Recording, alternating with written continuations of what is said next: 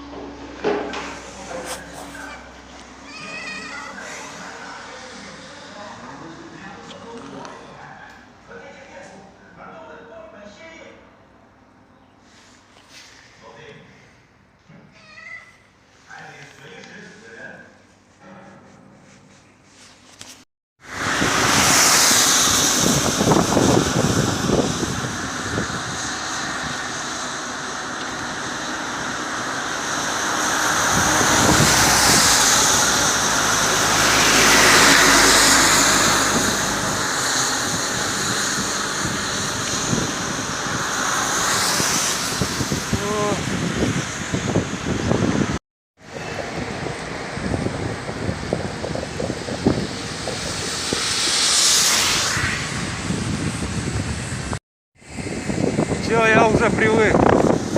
Дождем все время.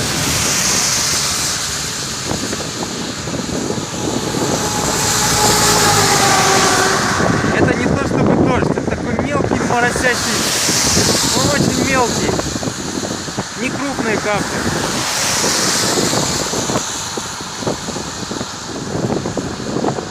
Сейчас проеду еще часик и встану на ночлег. Ноги мокрые, как всегда.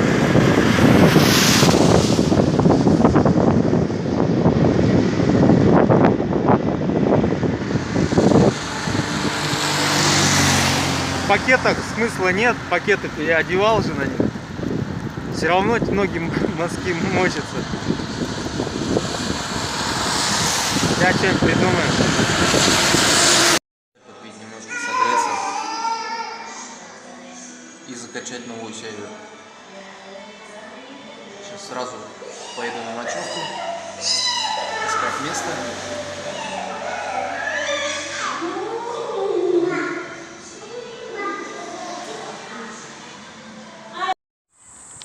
Капец, пугает стоит.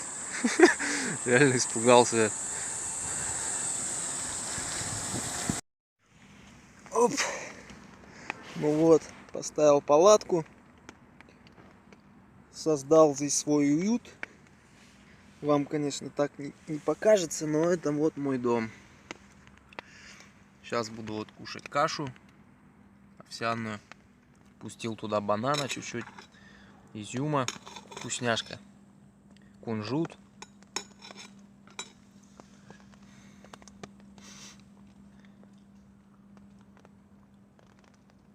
Этот рюкзак мне служит как подушка.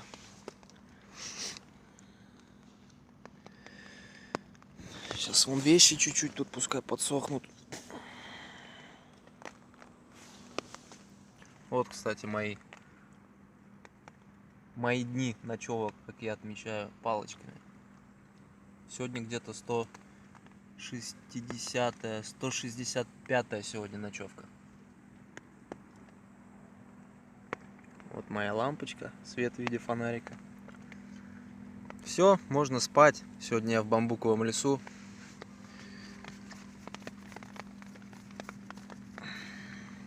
Поесть, почитать и спать. Туля, от влаги у меня все замки расходятся. Что на палатке, все молнии не держат. Ужас, блин. Вот он, бамбуковый лес. Сейчас собираюсь и отчаливаю.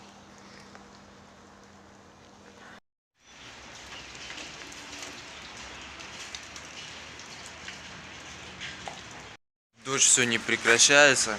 Сейчас вот заехал, пообедал, лапша опять. Чуть-чуть погрелся.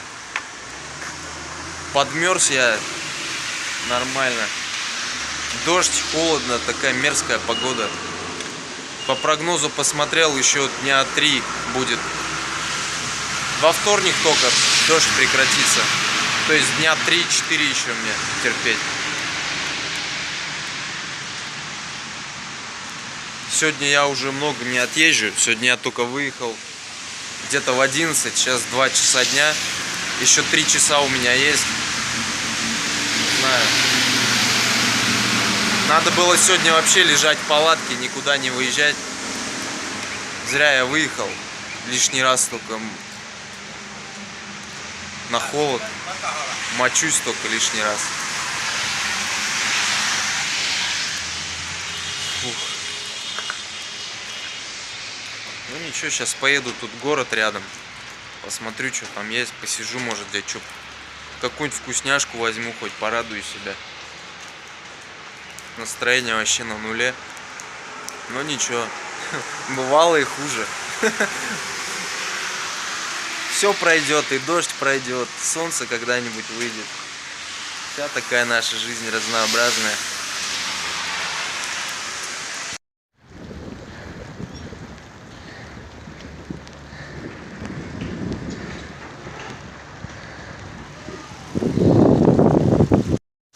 За всю мою карьеру путешественника я, наверное, не припомню вот таких вот затяжных дождей.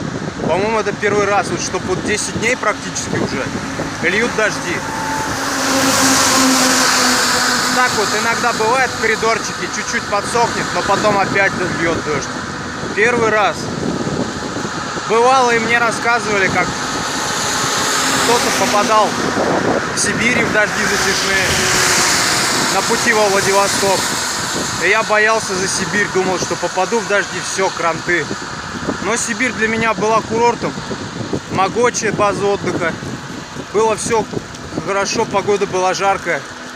Но вот я буду рассказывать, как попал под дождь в Китае. Двухнедельный дождь в Китае. Не, что, но дождь — это, наверное, самое сложное в дороге. Даже снег. Снег веселый, я люблю снег.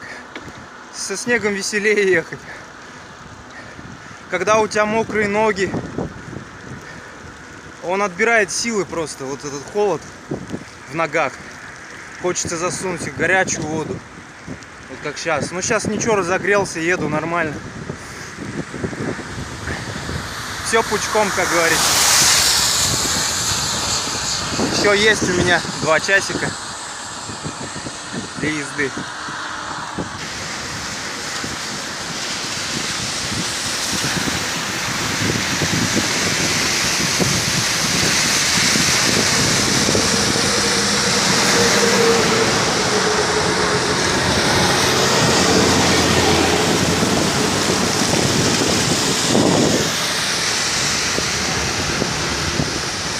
Я всегда люблю вспоминать Поволжье, когда я только выезжал год назад, Татарстан, Башкирию, когда снег сменялся дождем, дождь со снегом, все время ездил по этой снежной каше.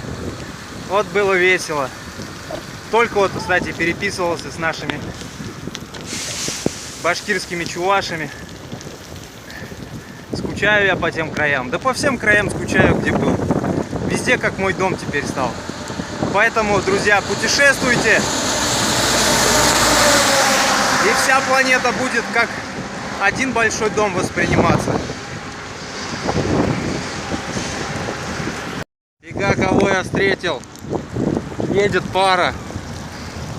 Тоже отморозки. Ай, замылило. Молодцы.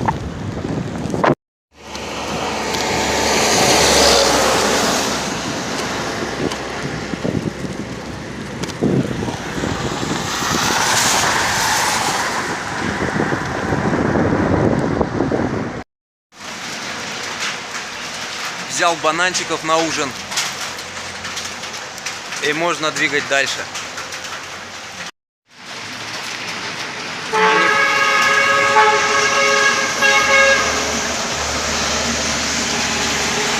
Никого на улице нет, никого. Все дома сидят китайцы в такую погоду. По-моему, по крышке приходят кранты.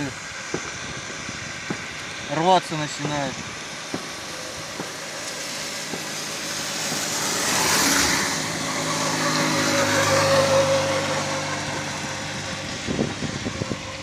Ёкарный бабай.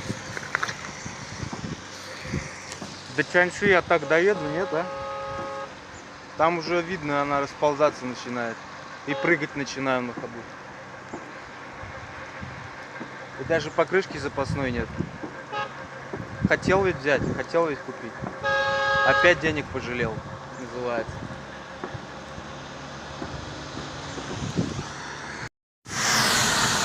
Ну все, при первой возможности надо купить будет покрышки. Сейчас по-хорошему надо бы местами поменять переднюю и заднюю, чтобы вот это, на эту заднюю покрышку давление было меньше, нагрузка меньше была. Но в такую погоду я ничего не хочу делать. Да, Чаньши еще где-то 200 километров. Надеюсь, дотянет. Разгоняться быстро. Я боюсь быстро ехать сейчас, еще бабахнет. Так, медленно буду ехать. Вот так вот. Не нужно брать вот такие спортивные покрышки облегченные. Они абсолютно непригодны для езды с большим грузом, для дальних дорог. Нужно брать хорошие, дубовые, с хорошим кордом жестким, с хорошими боковыми стенками. А не такое. Все, сейчас стою на ночевку. Руки замерзли, весь замерз, промок. Ужасная погода. Покрышка скоро бомбанет, это дело времени. Уже скоро вылезет грыжа, чувствую, вижу. Уже небольшая выходит. Так что надо будет прикупить. Покрышка бомбанула, не успел я встать на ночевку. Зашибись.